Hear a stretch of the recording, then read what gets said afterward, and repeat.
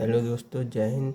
आप सभी का स्वागत है हमारी प्रॉफिट एंड लॉस की सेकंड क्लास में। आज हम प्रॉफिट और लॉस के कुछ इम्पोर्टेंट क्वेश्चन को देखेंगे या करेंगे। तो सबसे पहले हम अपने क्वेश्चन को पढ़ते हैं। किसी वस्तु को 30% के लाभ पर 1950 रुपये में बेचा जाता है। यदि 800 रुपये में बेचा जाता है तो वास्तविक लाभ या हानि प्रतिशत क्या होगा। अब हमें एक एक पॉइंट से क्वेश्चन को पढ़ते हैं और अपने इस क्वेश्चन को सॉल्व करेंगे। किसी वस्तु को 30% के लाभ पर 30% के लाभ पर क्वेश्चन नंबर 1 है हमारा। क्वेश्चन नंबर 1 है, किसी वस्तु को 30% के लाभ पर कोई भी वस्तु होती है।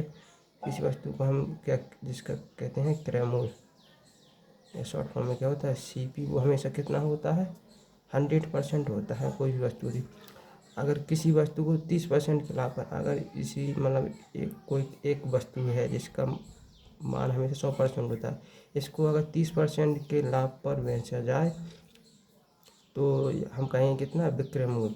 बेचने को कहते हैं विक्रय मूल्य, विक्रय मूल्य अर्थात SP, इसे कहते हैं सेलिंग प्राइस। सेलिंग प्राइस 30% के लाभ पर बेचा जा रहा है, जिसका मूल्य कितना हो रहा है 950 रुपये। अतः हम कह सकते हैं कि 950 रुपये कितने की वैल्यू है 130% की। अब हम अपने क्वेश्चन को यहाँ देखते हैं। हम कह सकते हैं कि इतनी क्या 950 रुपये की वैल्यू कितनी है 130% इंटू 950 रुपये में बेचा जाता है। यदि 800 रुपये में बेचा जाता, अभी हम कह सकते हैं कि 950 रुपये की वैल्यू कितनी है 130% है, और हमें पहले वस्तु की क्या निकालेंगे क्रय मूल्य। तो इसके लिए हमें क्या करना पड़ेगा 100 का गुणा। इसके बाद क्या आ जाएगी, 100 का गुणा करने के बाद हमारी वैल्यू आ जाएगी कि क्रय मूल्य वस्तु की कीमत क्या है। और आगे इसी सवाल में क्या कह रहा है, यदि 800 रुपये में बेचा जाता। अब आगे वो कह रहा है कि सीधी वैल्यू दे दी हमें क्या 800 रुपये में, ये नहीं बताया कि कितने परसेंट पे बेचा जा रहा है। तो हम मान लेंगे कितने कि हमने X% पे उस वस्तु को बेचा, तो इसका मूल्य कितना हो गया 800 रुपये हो गया। हम इसको सॉल्व कर लेते हैं। तो सबसे पहले हम क्या देखते हैं कि 100 से 100 हमारा कट जाएगा। तो हम क्या देखेंगे कि 100 से हमारा 100 कट जाएगा, एक जीरो से एक जीरो हमारी कट जाएगी। और हम 13 से इसको काट लेंगे, 13 एकम 13, यहाँ कितना बचेगा 6, तो 65 बन जाएगा। 13 पंद्रह 65, यहाँ से आ जाएगा कितना 15 आ जाएगा।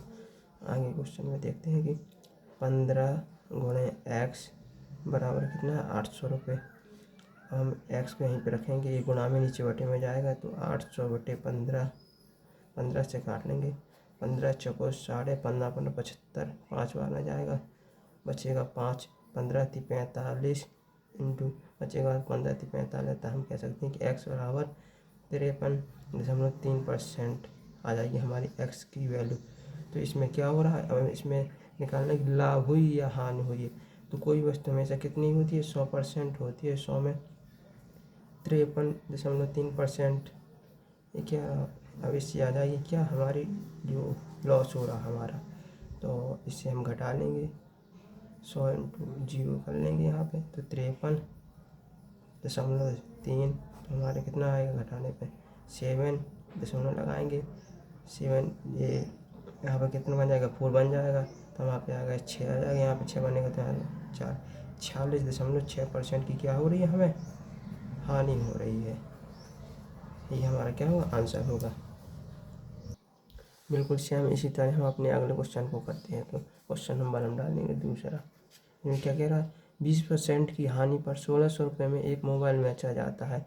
यदि इसे 2800 रुपये में बेचा जाता है तो इस पर वास्तविक लाभ या हानि कितने प्रतिशत होती। बिल्कुल उसमें पहले वाले सवाल में क्या कह रहा है 30% के लाभ पर, इसमें क्या कह रहा है 20% की हानि पर बेचा जा रहा है। तो सबसे पहले देखेंगे कि कोई भी क्रय मूल्य हो वो हमें उसकी वैल्यू हमेशा कितनी होती है 100%। 100% में इसमें क्या हो रही है 20% की हानि हो रही है। तो हम कहेंगे कि 20 माइनस हो जाएगा, तो हमारा विक्रय मूल्य होगा, उसका मूल्य कितना दिया है 1600 रुपये। 1600 की वैल्यू अब 100% 20% जाएगी तो इसकी वैल्यू कितनी हो जाएगी 80%। अतः हम कह सकते हैं कि 1600 रुपये जो दिया है वो हमारी कितने की वैल्यू 80% की। तो हम अपने आप क्वेश्चन को आगे सॉल्व करते हैं। तो जो हमारा 1600 रुपये दिया है उसकी वैल्यू कितनी है 80%। अब 80% ये हमारी सेलिंग प्राइस। अब हमें निकालना क्या है, सबसे पहले निकालेंगे हम वस्तु का क्रय मूल्य। क्रय मूल्य निकालने के लिए क्या करेंगे, हम 100 का गुणा करेंगे। इसके बाद आगे सवाल में क्या कह रहा है, यदि इसे 2800 रुपये में बेचा जाता। अब उसके बाद वो कह रहा है कि ओनली मतलब रुपए दे दिए हमें कि 2800 रुपये में बेचा जा रहा है, ये नहीं बताया कि कितने परसेंट पे बेचा जा रहा है। तो हम इसको मान लेंगे x%। x% बराबर कितना है, 2800 रुपये। अब हम इससे आगे सॉल्व करेंगे तो 100 से 100 कट जाएगा हमारा, 1 0 से 1 0, 8 दूनी 16, यहाँ पे आ जाएगा 20। तो यहाँ पे 20 इंटू एक्स बराबर 2800 रुपये। अब एक्स 20 को इस साइड गुणा में, इस साइड भागेंगे तो कितने में आएगा, बटे में आ जाएगा 2800 बटे 20। 1 0 से 1 0 कट जाएगी तो 14 दूनी 28, 14 140 हमारी क्या आ जाएगी, 140 क्या परसेंट। ये हमारे क्या आ गए, एक्स की वैल्यू आ गई। अब हम आगे देखते हैं, कोई वस्तु हमेशा कितनी होती है, 100% होती है, 100% होती है। लेकिन इस वस्तु को बेचा जा रहा है कितने, 140% पे बेचा जा रहा था। हम कह सकते हैं कि 140 माइनस 100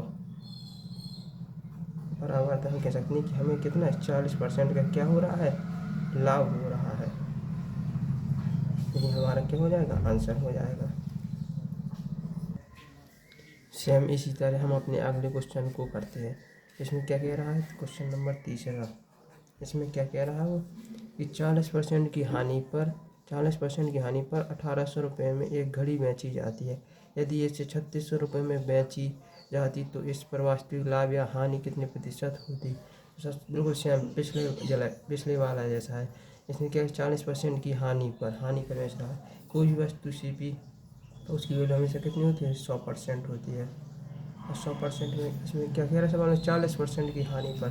तो इसमें क्या हो रही है, 40% की हानि पर। अर्थात कह सकते हैं कि सेलिंग प्राइस कितना है, इसकी वैल्यू दी है 1800 रुपये। 1800 रुपये है, इसकी वैल्यू कितनी हो जाएगी 1800 की। 100% में 40% गया तो कितना आ जाएगा, 60%। 60% आ गया। फिर हम अपने क्वेश्चन को सॉल्व करते हैं। हम कह सकते हैं कि कितना, 1800 रुपये की वैल्यू कितनी है, 60% की वैल्यू है 1800 रुपये। इनको हमें अब निकालेंगे। इसके बाद क्या निकालेंगे, पहले हम वस्तु का मूल्य निकालेंगे, कितना आएगा, 100% होती है। अब आगे क्या कह रहा है सवाल में कि यदि इसे 3600 रुपये में बेची जाती। अब ओनली हमें सवाल किया रुपये दिए हैं, ये नहीं बताया कितने परसेंट पे बेची जा रही। इसके लिए हम मान लेते हैं हमने x% उस वस्तु को बेचा तो कितने में बिक रही है वो, 3600 रुपये में।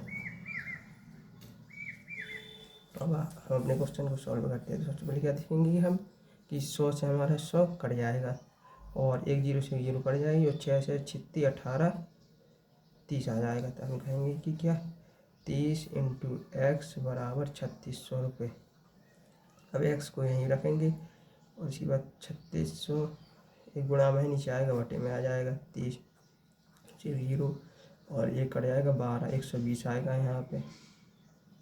तो हम कहेंगे एक्स बराबर कितना आ गया, 120%।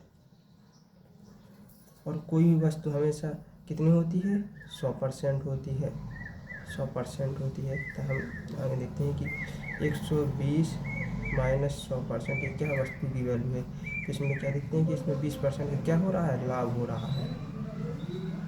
यही हमारा क्या हो जाएगा, आंसर हो जाएगा। अब हम अपने अगले टाइप के क्वेश्चन को, टाइप नंबर 3 के फर्स्ट क्वेश्चन को देखते हैं। तो क्या कह रहा है, 400 वस्तुओं का विक्रय मूल्य 50 वस्तुओं के क्रय मूल्य के बराबर है। जैसे सवाल में कह रहा है वैसे ही करेंगे हम। क्वेश्चन नंबर 1 टाइप नंबर 3 का, 400 वस्तुओं का विक्रय मूल्य। तो हम कहेंगे 400 वस्तुओं का सेलिंग प्राइस किसके बराबर है, 500 वस्तुओं के क्रय मूल्य के बराबर, 500 वस्तुओं के CP क्रय मूल्य के बराबर है। तो क्या कह रहा है, क्या पूछ रहा है, तो हानि या लाभ प्रतिशत ज्ञात कीजिए। इसके बाद हम देखते हैं कि 400 सेलिंग प्राइस को हम यहीं पे रखेंगे, सेलिंग प्राइस यहीं आएगा, और CP इधर का इस साइड आएगा, तो CP क्रय मूल्य यहाँ आएगा। तो सेलिंग प्राइस यहाँ पे कितना बचा, 500, और नीचे गुणा में है तो नीचे आएगा, बटे में आ जाएगा 400। हम 4 से 2 0 से 2 0 काट लेंगे, तो सेलिंग प्राइस इंटू CP क्रय मूल्य की वैल्यू कितनी आएगी, 5/4। और इसमें कह रहा है कि लाभ या हानि प्रतिशत कितने रुपए हुए हैं। तो हम देखते हैं क्वेश्चन में क्या क्या कह रहा कि क्रय मूल्य 4 है और विक्रय मूल्य 5 है, तो एक का अंतर है इनमें, दोनों में एक का अंतर है। तो हम एक का अंतर है किसमें, CP अर्थात क्रय मूल्य में 4 में। अब इंटू गुणा करेंगे 100, परसेंट में पूछ रहा है ना कितने परसेंट लाभ या हानि हुई है। तो हम काटेंगे 4 से काटेंगे तो कितना आएगा, 25% हमारा क्या आएगा, लाभ हुआ है।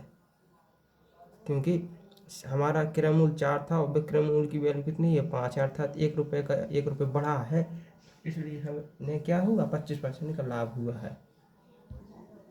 अब हम टाइप नंबर 3 का क्वेश्चन नंबर दूसरा देखते हैं। 27 वस्तुओं का क्रय मूल्य X वस्तुओं के विक्रय मूल्य के समान है, तो यदि लाभ 35% है तो X का मान क्या होगा। जैसे क्वेश्चन कह रहा है सेम वैसे ही करेंगे। 27 वस्तुओं का क्रय मूल्य था, 27 वस्तुओं का CP किसके बराबर है, X वस्तुओं के विक्रय मूल्य के समान है। X वस्तुओं के विक्रय मूल्य CP के समान है। हम देखेंगे क्या, CP SP 27 यहीं रखिएगा और X इधर गुणा में इधर आएगा तो कितने हो जाएगा, बटे में, अर्थात गुणा में। तो सेलिंग प्राइस बटे क्रय मूल्य CP। अब आगे क्या कह रहा है सवाल में, हमारी वैल्यू आ गई, तो विक्रय मूल्य की 27 है और CP क्रय मूल्य की X वैल्यू आ गई है। आगे क्या कह रहा है सवाल में, यदि लाभ 35% है, हम यहाँ पर देखते हैं कि 35% की वैल्यू क्या होती है, 35/100, 5 से काट लेंगे, 5 सत्ते 35 और 20 आ जाएगा, अर्थात 20 में कितने का लाभ हो रहा है, 7 का। तो हम यहाँ पे लिखेंगे क्या, CP अनुपात SP। CP की वैल्यू कितनी है, X है, और सेलिंग प्राइस की वैल्यू कितनी है, 27 है, और 35% का लाभ हो रहा है, अर्थात 20 होगा हमारा क्रय मूल्य, और 20 होगा हमारा क्रय मूल्य होगा, और हमारा क्या, उसमें 20 में कितने का लाभ हो रहा है, 7 का। हम देखते हैं कि यहाँ पे 7 का, इनमें अंतर कितने का है, 0 का है, तो यहाँ भी कितने का अंतर होगा, 0 का। अर्थात हम कह सकते हैं कि X की वैल्यू कितनी आई है हमारी, 20। यही हमारा क्या होगा, आंसर। क्योंकि सेलिंग प्राइस में कि अंतर बिल्कुल का नहीं, 0% है, तो यहाँ भी 0 का होगा, तो यहाँ भी 20 है, तो यहाँ भी X का मान भी 20 आएगा।